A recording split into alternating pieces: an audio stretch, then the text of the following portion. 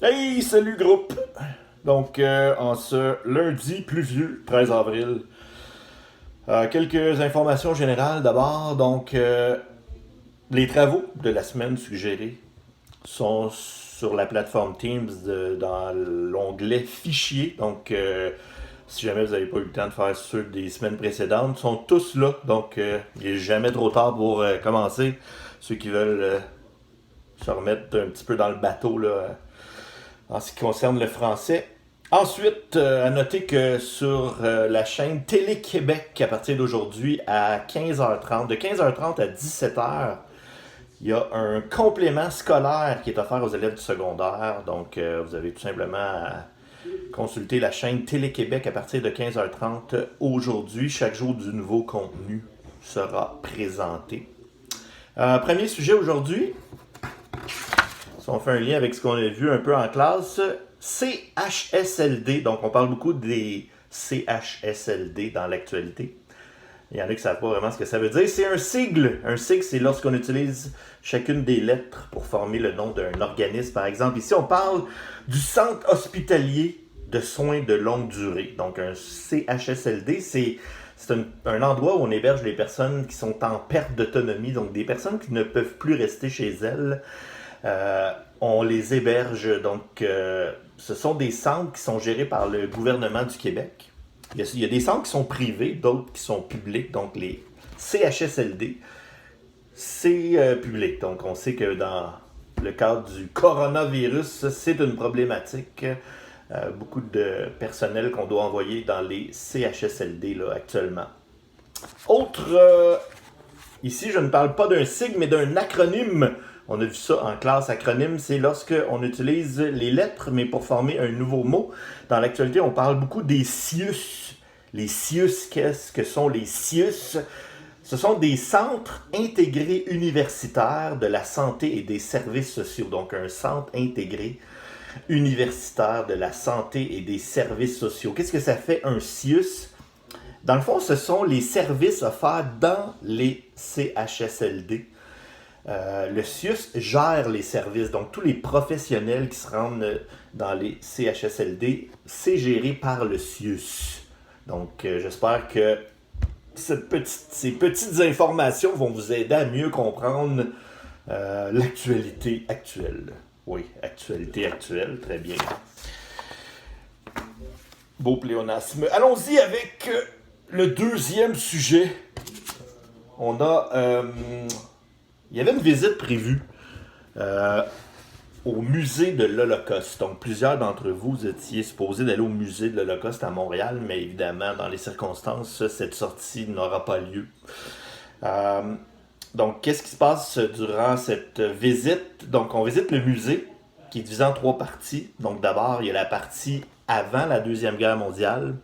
Il y a la partie durant la Deuxième Guerre mondiale où on a tenté d'exterminer les Juifs. Pour ceux qui ne savent pas c'est quoi l'Holocauste, c'est justement l'extermination des Juifs, là, ce qui a eu lieu durant la Deuxième Guerre mondiale. Les nazis qui ont tué 6 millions de personnes là, dans les camps de concentration. Donc, avant le génocide, pendant et ce qui se passe après. Donc, le musée est divisé en trois parties. Donc, généralement, on visite, on regarde, on apprend plein de choses. Ensuite de ça, on va rencontrer une personne, un survivant de l'Holocauste qui vient faire un témoignage. Donc, c'est comme ça que ça se passe habituellement. Le seul problème, c'est qu'il y a de moins en moins de survivants parce que les personnes sont rendues très âgées. Donc, ça fait déjà 75 ans que ça a eu lieu.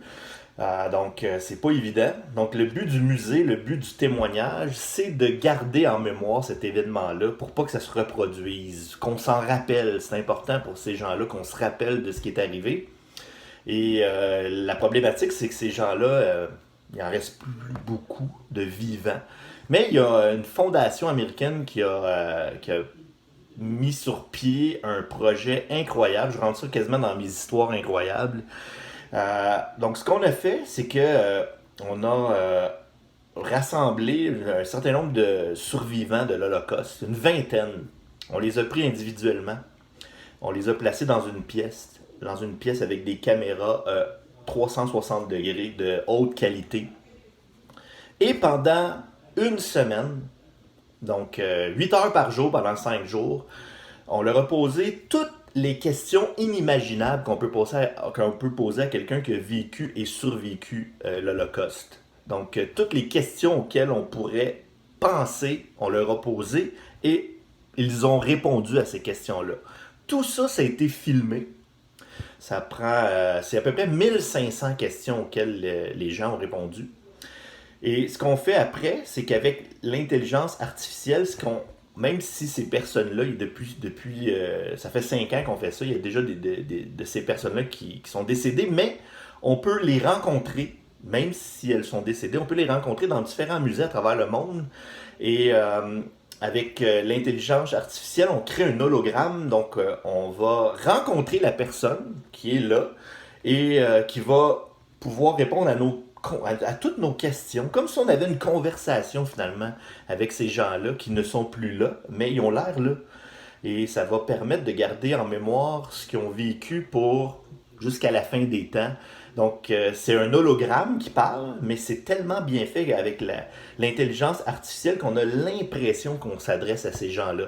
Donc, partout à travers le monde, pour les années à venir, on ne perdra pas les témoignages de ces gens-là qui ont survécu à l'Holocauste parce qu'on va pouvoir leur parler à travers leur hologramme. Et c'est tellement bien fait qu'on a vraiment l'impression de parler à quelqu'un qui est en vie, là, mais c'est pas le cas. Donc, si vous voulez voir à quoi ça ressemble, je vais mettre un lien sur la plateforme Teams. C'est en anglais, mais vous allez pouvoir voir un petit peu le concept de ça. C'est vraiment fantastique et ça va nous permettre de garder tout cela en mémoire. Sur la plateforme Teams, je vais aussi placer un petit lien. C'est un petit jeu. C'est un jeu de vocabulaire super facile, mais si vous voulez enrichir votre vocabulaire, c'est simple, facile, mais en même temps très utile. Un petit jeu de vocabulaire. Vous irez voir ça sur la plateforme Teams. Donc, c'est tout pour moi aujourd'hui. Donc, merci d'être au rendez-vous et on se voit bientôt demain. Je devrais avoir une autre vidéo au courant de la journée là, sur d'autres sujets. Merci beaucoup. À la prochaine. Bye bye.